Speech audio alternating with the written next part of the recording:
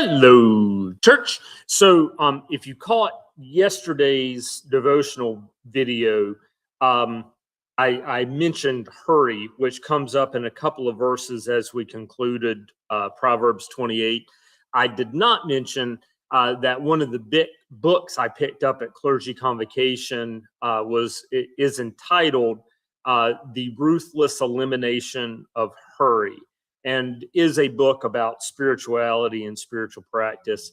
The title is a quote from a guy named Dallas Willard, who I'm not particularly familiar with apart from that quotation.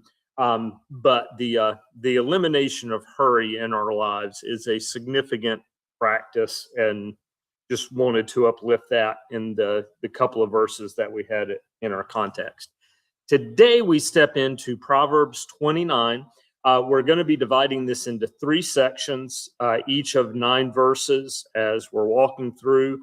A little bit of commentary on verse 1 from Van Leeuwen in the New Interpreter's Bible, and we'll let you hear that now. He entitles this section, which is 29, 1 through 27, "More on Torah, the Righteous, and the Wicked." And as we're back into these antithetical statements, we hear that going on. One of the things that Van Leeuwen comments on, which is pretty cool, but I'm not specifically mentioning it in the commentary today. We're also hearing what might sound like some familiar images from the beginning of Proverbs. So we're again going to be encountering Lady Wisdom in one of our sections. We're going to be uplifting that image of the love of a strange woman versus our spouse and our promise. So you get that to look forward to. As my mom once said, make sure to listen for the okay. Yeah. I was about to say listen for the dirty parts. That's not what she said. Oh, it was apologizing in advance for the racy parts that were going to be coming up. Thanks, Mom. Yeah. Proverbs 29, verse 1. "One who is often reproved yet remains stubborn will suddenly be broken beyond healing. When the righteous are in authority, the people rejoice. But when the wicked rule, the people groan. A child who loves wisdom makes a parent glad, but to keep company with prostitutes is to squander one's substance. By justice, a king gives stability to the land, but one who makes heavy exactions ruins it. Whoever flatters a neighbor is spreading a net for the neighbor's feet. In the transgression of the evil there is a snare, but the righteous sing and rejoice. The righteous know the rights of the poor, the wicked have no such understanding. Scoffers set a city aflame, but the wise turn away wrath. If the wise go to law with fools, there is ranting and ridicule without relief." With that last verse, Peterson does a little different track, which I think is a little clearer for our purposes. But and then here's the commentary on verse 1. The opening saying is reminiscent of Lady Wisdom's warnings in Proverbs 125 and 30 about the calamity that comes to those who stubbornly refuse to listen to her wise counsel and rebuke. Verse 1b replicates 6:15b, where the villain of 6:12 receives his fate.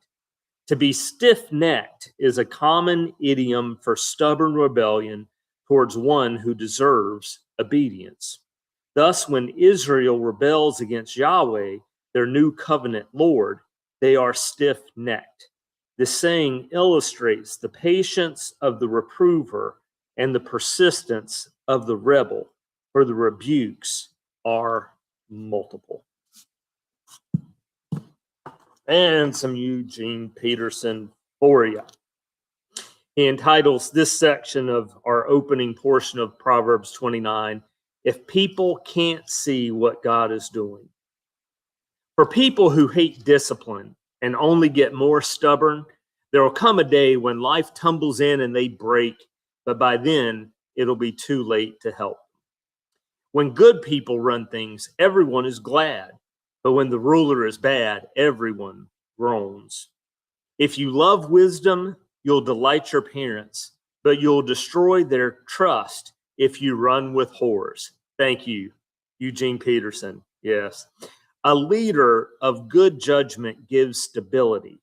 An exploiting leader leaves a trail of waste. A flattering neighbor is up to no good. He's probably planning to take advantage of you. Evil people fall into their own traps. Good people run the other way, glad to escape. The good-hearted understand what it's like to be poor. The hard-hearted haven't the faintest idea. A gang of cynics can upset a whole city. A group of sages can calm everyone down. A sage trying to work things out with a fool gets only scorn and sarcasm for his trouble. Some great words for our society and challenging fronts of cynicism and sarcasm. I wanted to highlight one for just a minute because I've very often said that the spiritual journey on which I'm upon is moving beyond jaded cynicism to being open-hearted and being open to God's leadership and guidance. So this is a good reminder for me.